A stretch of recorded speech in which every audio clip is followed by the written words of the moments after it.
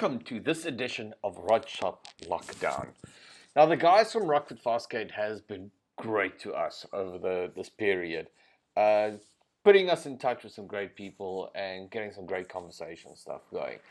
They gave me the opportunity to talk to Greg Cobbs. Now, Greg is an absolute legend in the car building industry, as you will see from the video and stuff that we've done. And he heads up the Harley-Davidson or the bike section now for Rockford Fosgate. Now, that's the thing that everyone's asking. Sound systems and bikes, how does it work? Check out this episode. Really cool, really informative. Once again, just thank you to the guys from Rockford Fosgate for all the help that they've done. Brett and them has been absolutely amazing. Go check out, Rockford's actually launched a bunch of videos now where it's behind the scenes, where they talk about the guys that are actually involved in the business. It's really great. Beautifully shot, absolutely beautifully done. Great work gone into that. Next is sahotrods.com. Yes, we have launched a new website. While we're waiting for the dust to settle on this coronavirus thing, we've decided to keep everything going by pushing everything online. So the new website is live. We'll be posting new cars every day, and a bunch of articles, stuff that we've done, and also moving forward. Give us time.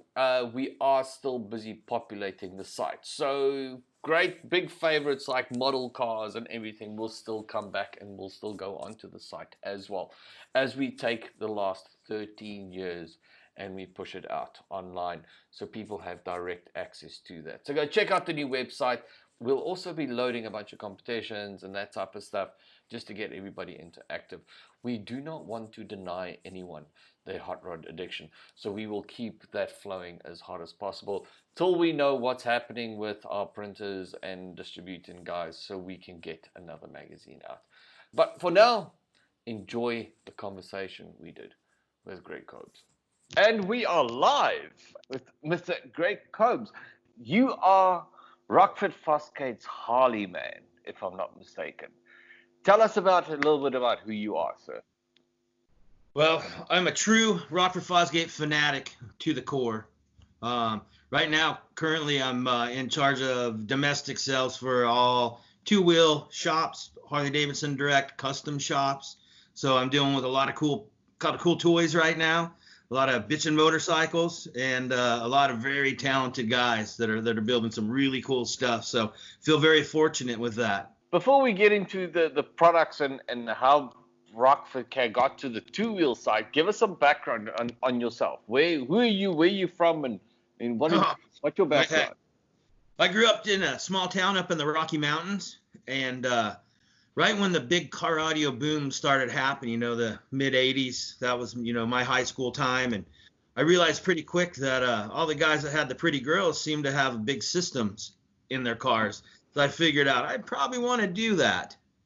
And I ended up at a car stereo shop, and they broomed me out of there the first day. I was asking too many questions. I come back and ask much more, and they sent me off with a big stack of magazines. They said, take these trade magazines and read these. They were just trying to get rid of me.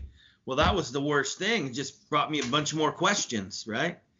So I'm going to school to learn welding as a trade, but I'm burnt up with passion for this car audio stuff.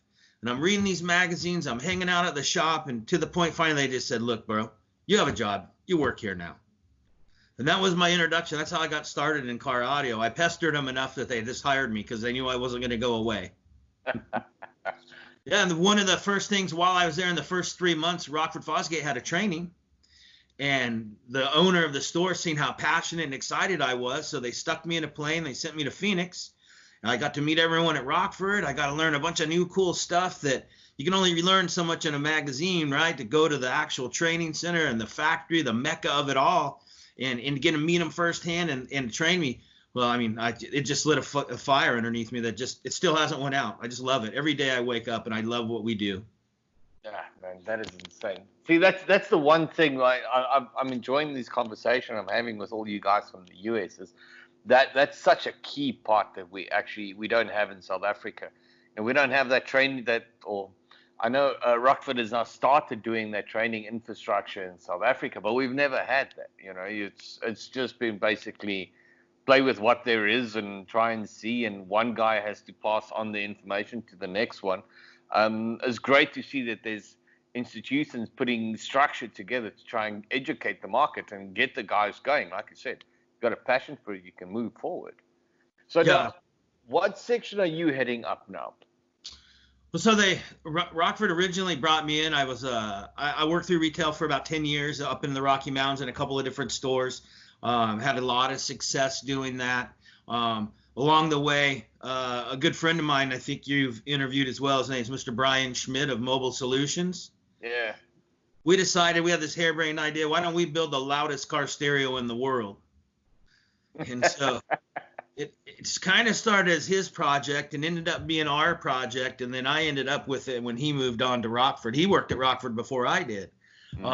So the two of us, with a lot of help from a lot of friends and a lot of manufacturers, we built this Astro van that we campaigned for about 6 years and ended up setting the overall world record in DB Drag, USAC, and IASCA, the three kind of major organizations over here. So we set those in 2000 and 2001. Holy crap. Yeah, that was really fun. And I got to meet a bunch of people doing that. And so the next evolution for me, I became the rep in the Rocky Mountains for Rockford Fosgate. So which is easy, right? You get to go to a store and talk to somebody you're super passionate about, that you really care about, right? I mean, love that job. And then an opportunity became at the factory, and they hired me to come down and work in their RTTI, the Rockford Technical Training Institute. And so I had a few years of actually got to manage that department for them. We had a lot of fun. Started some new programs I hadn't done in the past. Did some welding, and from my past background, taught some guys how to weld. You know, they their heritage is fabrication. You know, which Brian Schmidt, right, and Mark Lowe, the original head RTTI guy. They did such a great foundation with that. You know, it was easy to grow from there and go forward. It's funny that you're talking about the welding aspect. There was a guy a while back that wanted to do a hot rod school in South Africa, but we ran a questionnaire because we wanted to find out what skill does everybody want to learn, and everything came down to welding. Everybody wanted to learn how to weld. That's that. There's something about that when you got that helmet on and it's just you and that metal and you're manipulating that puddle, making it do what you want, watching that molten puddle, right? You're in control of that little bit of the universe. It has its own unique allure as well. I still enjoy to throw the hood on and try and weld on much of my projects as I can. Exactly. So now that you're heading up Harley-Davidson, now how did Rockford get to the bike section? I mean, that's I know that sound system on bikes was never really been a big thing. I mean, that's a big step, wasn't it? Really was. So a couple of things played out really well kind of at the same time. The first thing is our core customers growing up, right? Every day there's new 16-year-olds, but they're not as interested in having a car. They're not as interested in having a system in the car as we were growing up. I mean, that was I couldn't wait. I mean, from 8 years old, that's all I thought about when I was going to get my first car, and you know where I was going to go and the things I was going to do with my friends. And kids today are just a little different than that. So our core customer is continue to evolve, and instead of having that car with the 212s in the trunk, now they have a boat. Maybe they have a side-by-side. Maybe they have a Harley. And they all were asking for the same thing. Man, you guys need to make something great for us.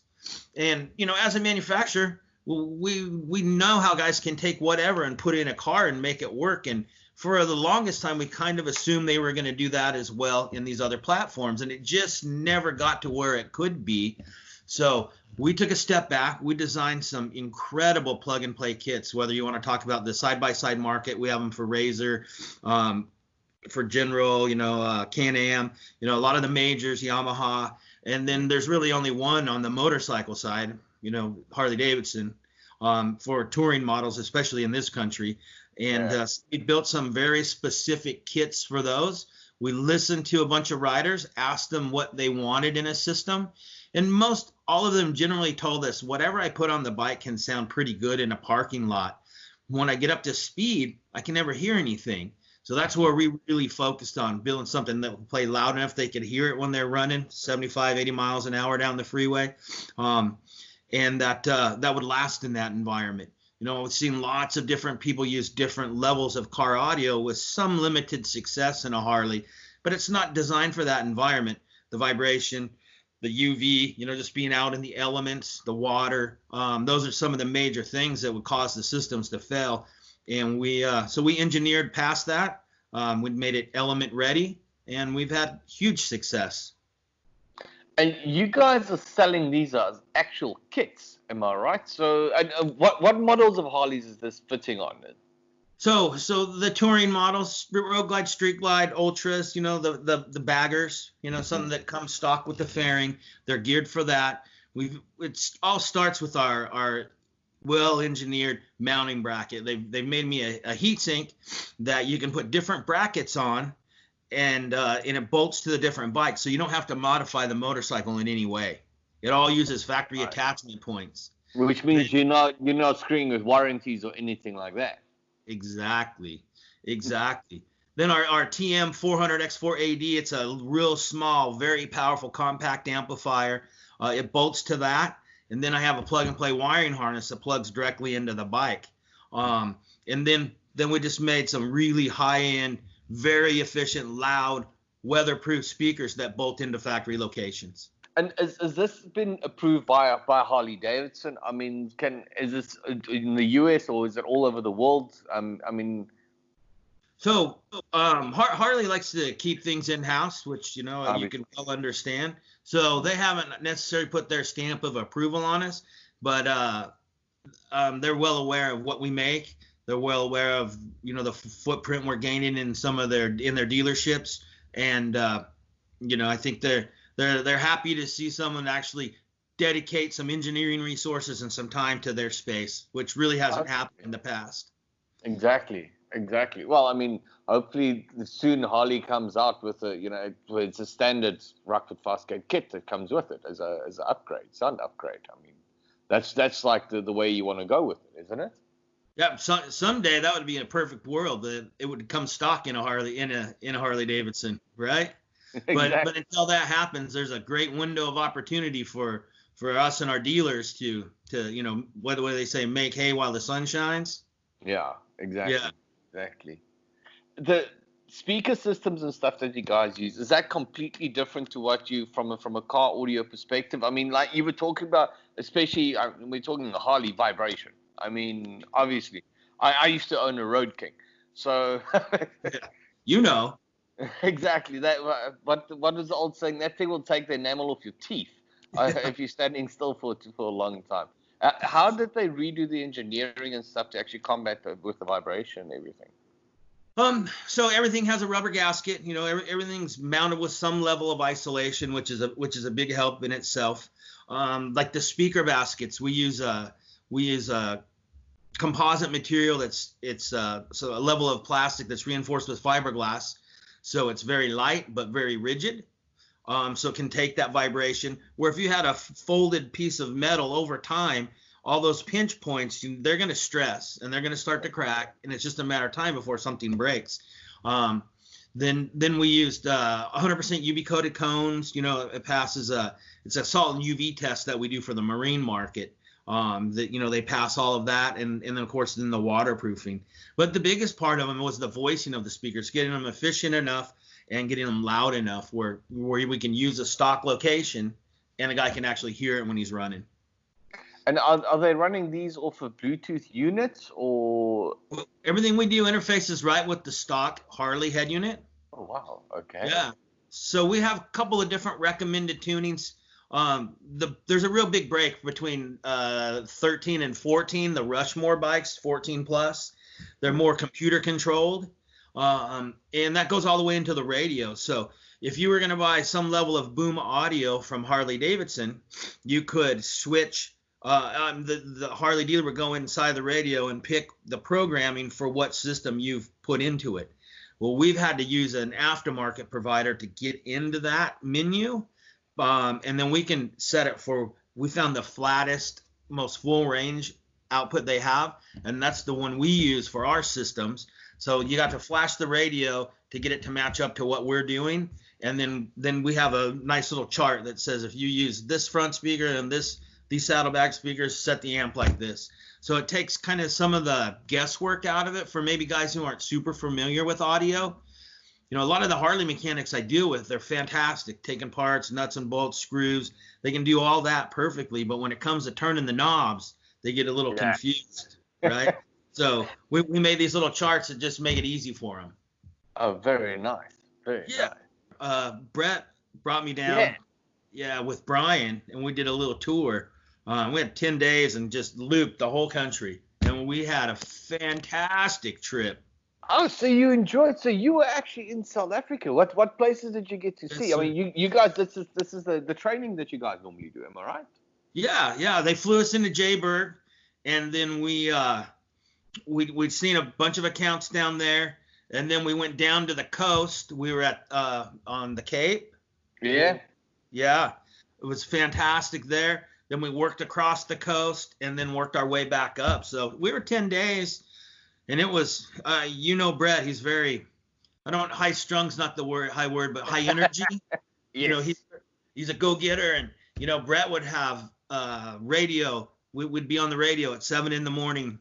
And then from there, we'd be at a dealer at 9. And then the next one at 11. And the next one at 3. And then we'd have a training and a dinner in another town that evening. And, we just didn't stop for 10 days. But we got to see a beautiful country. We were there.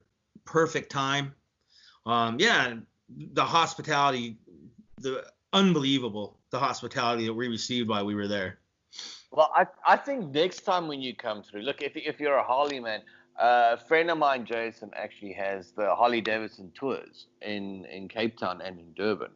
So you just rock up. They got a bike ready for you, and you can hit Route 62, and you can head into the desert, and you just go ride for 2-3 days, man. Well, let me get in contact with him so I can be sure and get him a system, get those bikes set up before I get there.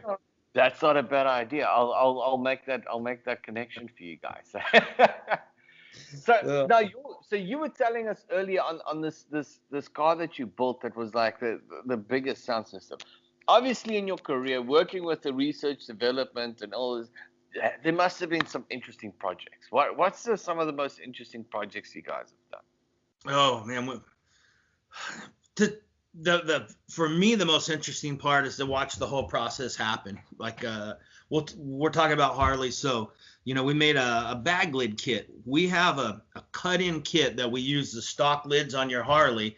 It comes with a template that fits over it, gives you a perfect line to cut to. It has a mounting bracket from the bottom that has a waterproof seal. It has a grill that has a waterproof seal. The two sandwiched together, and then our 6x9 mounts on the bottom of that, which it's pretty unique in the Harley world. No one's ever really done anything quite like that. Our guys knocked it out of the park styling-wise. I mean, it looks fantastic. But to watch that project came from a cocktail napkin. A couple of guys having a beer talking about, wouldn't it be cool if something like this, and watch the new product development team take that and build that into a true product, and then watch it go through all the developmental steps, get passed off on waterproofing, on longevity, on the vibration testing, and then actually hit the market. To see all of it happen, that's the stuff that's exciting to me. Right? I mean, that's actually insane to watch that whole process. Did you guys have to buy a bunch of bikes for testing and that type of stuff? How many bikes did you have to strip to try this stuff? So luckily, we live in a very hotbed of motorcycling. We live in the desert, and a lot of guys ride 9 months. The hardcore guys will ride 12 months. I mean, it'll be 115 degrees, and they'll be out on that motorcycle. Yeah. They're more man than I am. I've tried it, and it's just a little too much for me. But dealing with guys like that, everybody has a friend. Oh, and then there's a half dozen of us that drive baggers at the office, right? So we had that built-in testing, and then we all have friends. So we needed a model that one of us doesn't have. It was a phone call. you're gonna want to put a system in my bike? Well, sure, I'll bring it right over. So that made it. We made a lot of friends and put a lot of systems out in the market in a hurry. Really, and I mean, obviously, and that starts getting people talking, and get the word going as soon as possible, man. So, Grassroots marketing. so your bike, what are you riding at the moment? Right now, 14 Street Glide. Oh, nice. Yeah. Very nice. Very nice. Done some work with Yaffe over the Mm. years, Bagger Nation. So I got a bunch of cool Bagger Nation parts on it. One of the local Harley shops here did a nice head job on it, opened it up a little bit, let it breathe, put some pipes in intake. It's fun. It's a fun little scooter. Man, it breaks my heart because baggers really haven't taken off in South Africa that much. You know, there's like the odd guy here and there that's built one, but nothing like the California style. I mean, you guys go to the extreme. They've got the 23-inch front wheels, slammed on the back, air ride. I mean, those things are just beautiful. I haven't seen anything like that in the country yet. You know, maybe if you guys come, you can just bring one with you. You know, just to come show the guys how it's done. You know? There you go. There you go. I'll bring my new project I'm working on. I have an older Chevy pickup. It's a 94 model. They call it. Yeah. What's it? The Silverado. Silverado. Yep. Yeah. I got a full custom chassis that's literally coming out of the powder coater today. So all air ride, narrowed rear end. You know, I narrowed the rear end 13 inches. Put some big 22 by 12s under the back. Oh, nice. Yeah. Nice. So you're a bit of a hot rod guy more than just a biker, hey? I love it. If it's got wheels, I'm in. Nah, good. You know. And other car projects that you've done? Well, yeah, you know, if you follow Rockford at all, you've probably seen a black Camaro in some of our literature. That was my car. Yeah. Yeah. And then I turned that thing into one of the new C6 Corvettes came out.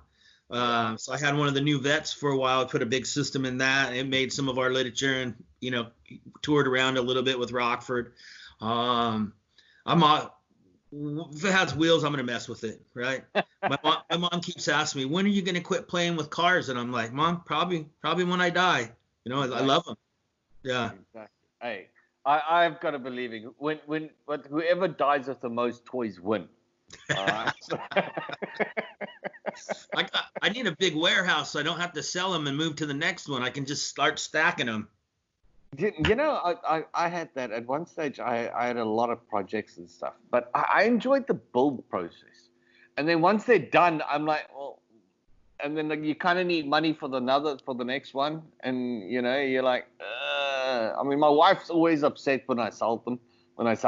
It's like, how could you? And I'm like, you remember all the work you put in to get it there? I'm like, yeah, I absolutely remember. Yeah, now I'm gonna do it again. I always start with, I think this is going to be my last one. Oh, listen, my dad is in his 60s and he's still saying that, and he'll go, never again, I'm not gonna do it, and then a few weeks later he'll phone me. He's like, I saw this thing, I really want it, and you know. My dad is 84 and he's restoring a Carmen Ghia right now. Really? Very nice. He built a little shop behind his house, does complete frame up restorations. He's done 14 cars in about 16 years. Really? I mean, and he's 84, hey? 84 years old, yeah. Oh man, he's never gonna quit. So I always believe you need to keep going. It's when you start sitting still, that's when age starts catching you. Yes, sir. So when are you guys looking at coming back? Well, obviously now, once we know what's happening with all the virus things around the country and around the world, when are you guys looking at coming back to South Africa? What's on the card?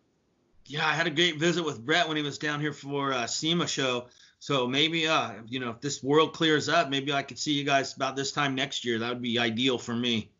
Ah, that would be awesome. Well, look, I mean, we're hoping this clears up because I want to get myself to SEMA this year. I want to come see you guys on that side.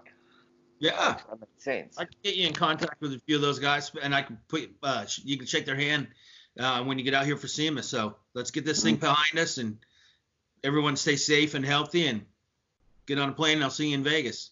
Exactly. So it's been an absolute pleasure talking to you. All right. No, I really enjoyed it, Joe.